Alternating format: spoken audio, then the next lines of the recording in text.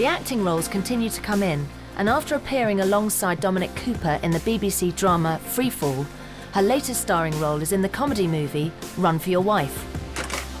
Hi, sweetie. Hello, Stephanie, sweetheart. When are you due home? It was quite good fun. I look nothing like myself in that film. In a way, it was kind of nice to play a different kind of role.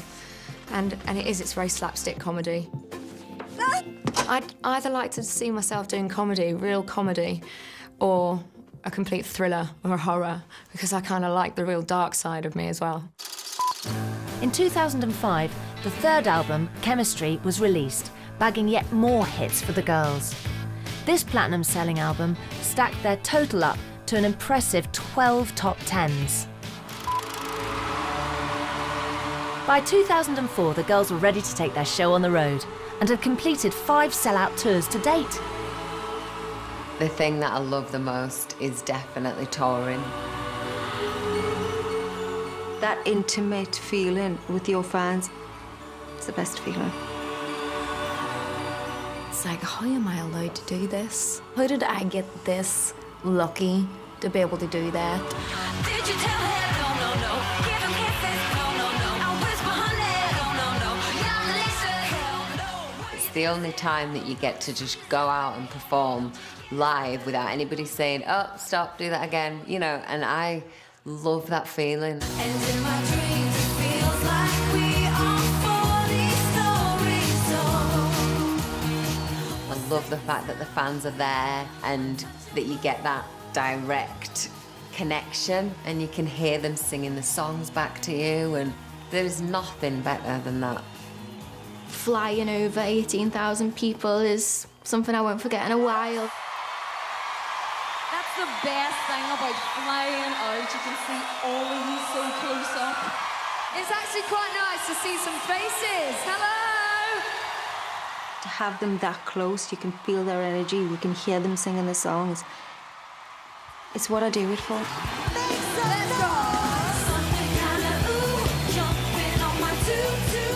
I get terrified all the time.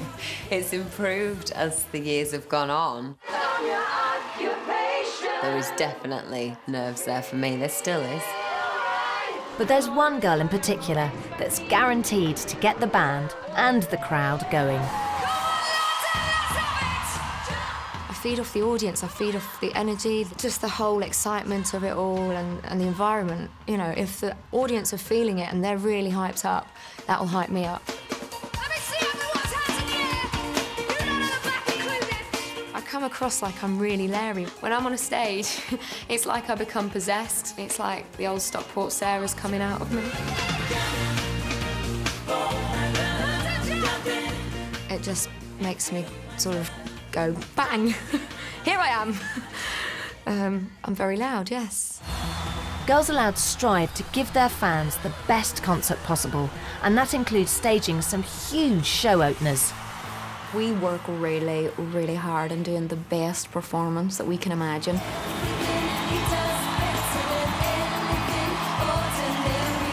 But sometimes crowd-pleasing comes at a price.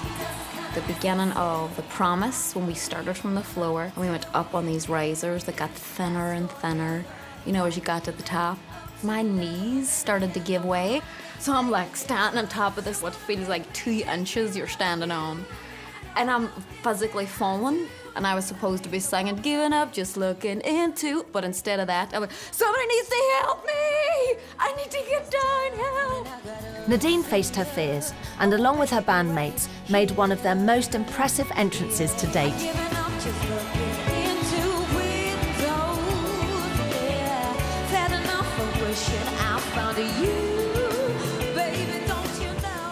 Of course there's going to be heights on the new tour. Of course I'm going to be absolutely petrified and thinking that I'm going to die. But if you don't think you're going to die, then the chances are it won't look that good. The show has to look amazing at all costs. My fear cannot get in the way of a good show. Over the last decade, we've watched the girls transform from combat-wearing tomboys to sophisticated fashionistas. The styling side of things in the group is funny because we can come into a fitting and see a huge rail of clothes, and be able to pick out what's for who straight away. You look at a dress and think, right, Kimberly's would always have the cutout on the waist. Nadine would always have the short because she's got the long legs. Cheryl would always be kind of like an hourglass kind of shaped dress. I tend to differ, actually. It would either have more legs or more sort of open at the top, with one or the other. Can't do both. Was that mine? Yes, this was yours. Oh, no, this was Kimberly. No. Hang on. With the upcoming tour, the girls take time out to look through their favourite costumes from the past 10 years. Was that the bottom? That must have been your bottom. Nadine, that's yours. When I first saw that, I can't remember it being so detailed because everything was so fast and so rushed that it's almost like it's not until now that you actually take the way that's actually gone into it. Oh, this was when we won our Brit. Yeah, Are you having Performed with a big fan. That is not a dress. That is not a dress. Slightly risky. Again, what were we thinking?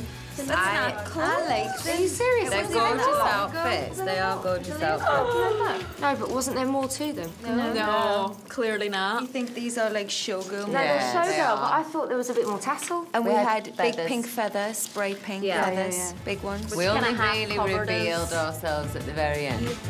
Oh, this is my love machine dress. I've got just picture a of all of love us. machine. Oh, look how expensive it looks. Yeah. Mine is still filthy. I'm sure it's been dry cleaned, but it's still, the fake tan is embedded into this dress. It's cheap and cheerful, but it's got good memories. Regardless of the dress. There's not a lot to it, but This is... That was me. The knickers are still in mine. No, kidding me. Kimberly! I'm horrified. Kimberly loves the high camp of performing. So when Girls Aloud took their break, she jumped at the chance to return to her first love of musical theatre. Shrek the Musical came along. I actually absolutely loved the experience. My white knight, my knight and his teeth will look just like the picture. I get a buzz out of performing live. I did over 100 shows of Shrek, but they were all different in their own way. I know it's today. After her run in the West End, Kimberly moved on to a guilty pleasure, Strictly Come Dancing, much to her boyfriend Justin's horror.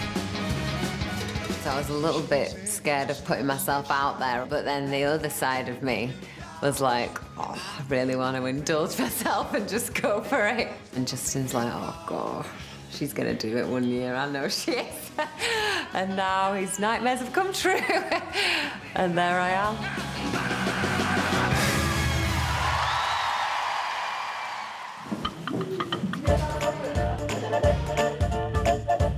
Kimberly's latest venture has combined her love of the theatre and the recording studio.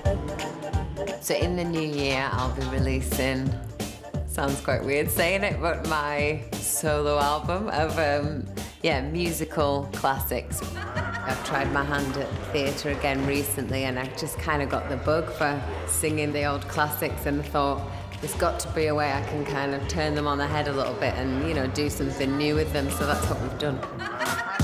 It's been like 10 years of being the group album cover, the group single sleeves, and this was just what I wanted to do.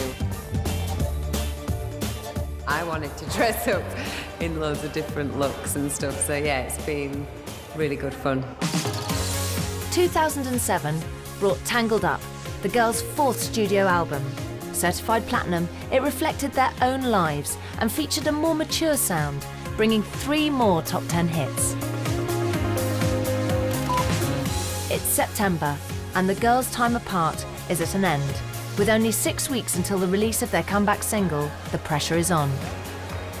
It wouldn't be Girls Aloud if it wasn't mayhem.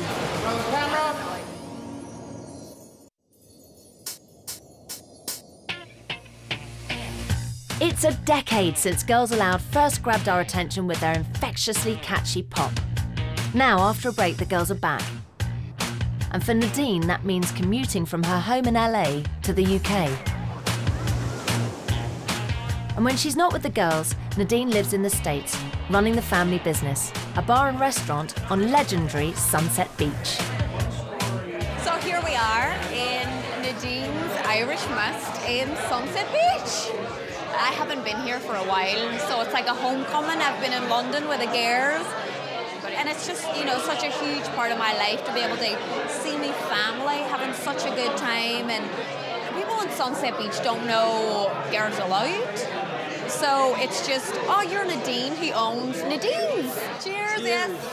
I've actually had people tell me about this Nadine person that as a pop star, but they're talking to me, telling me about myself, and I'm like, really? Oh my God.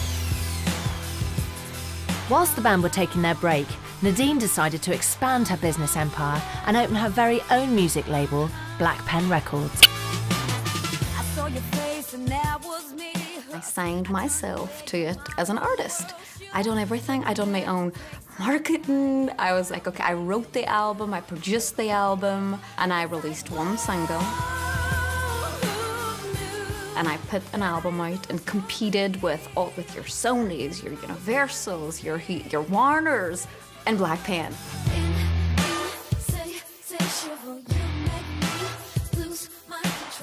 I have never been more stressed out in my entire life. I wanted to take a break when Girls Aloud had stopped, so now I'm going to go back to the beach and concentrate on being a businesswoman and trying to do things over, you know, that are not music orientated whilst lying on the beach.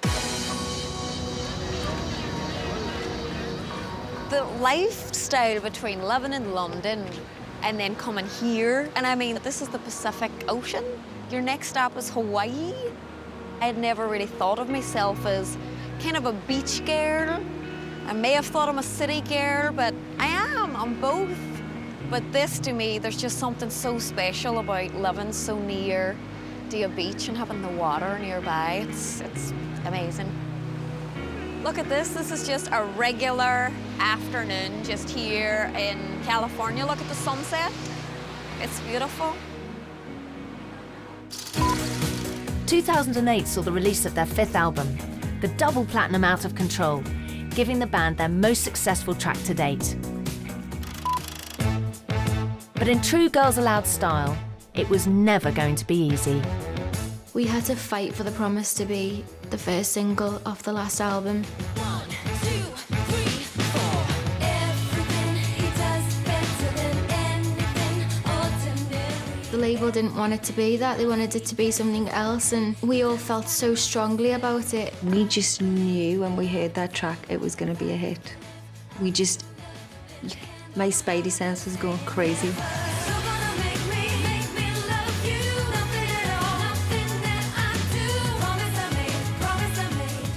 And we were like, it has to be this, and that was the first time we really put our foot down.